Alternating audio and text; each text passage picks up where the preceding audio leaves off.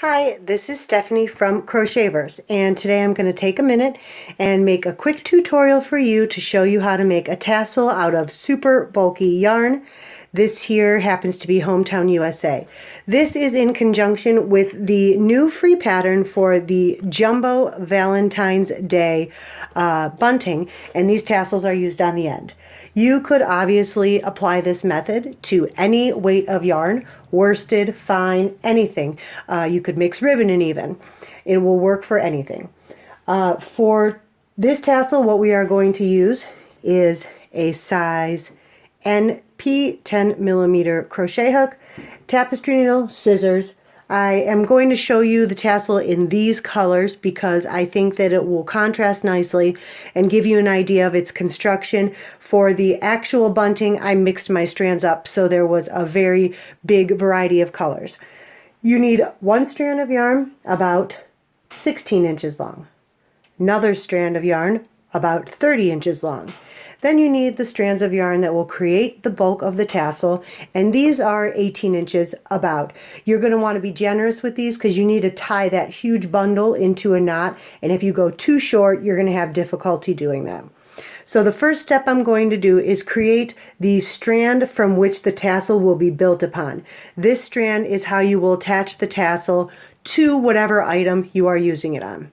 So a couple inches from the end, I'm just going to create a basic slip knot. I'm going to chain 3 for this project. If you wanted your tassel to hang very low from another project, feel free to go ahead and chain as many as you want, but I found 3 to be the right size for this. You just need a little base to work off of. Secondly, you're going to grab the bundle of yarn that will create the strands.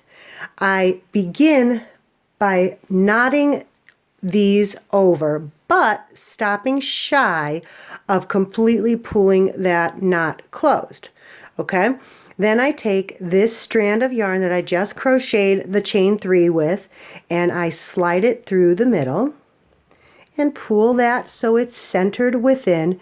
Then tug on those strands to really tighten it up. Okay.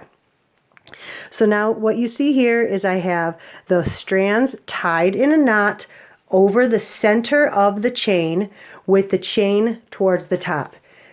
I'm going to take the strands that are naturally closer to the top after you tie your knot, and in this case it's this side, and I am going to spread them down and even around the back of that center strand that I have created in the beginning. You want to smooth them out a little bit. Okay. So now what you're left with is a beautiful cousin it hanging off of your chain 3. Finally, what I'm going to do is take that 30-inch piece of yarn, looped end here, okay, that's bent in half. I'm going to lay it underneath that bundle of yarn, probably about, I don't know, 3/4 to an inch from the top of where it starts to waterfall over. I'm going to take the free ends of the yarn, slip them through that looped side, and I'm going to firmly tug. Okay? Now holding both of those strands as one, I'm going to wrap it around tightly, maybe about 6 times. Okay? Next step, take this tapestry needle, and I do this one at a time. One strand, thread it on, and from underneath to top, I go inside the knot, pull it through, and repeat for that second one. In from the top, down through the wrapped knots, pull it through. All right, final step, grab your scissors, smooth those ends out nice and neat, gather them up just a bit,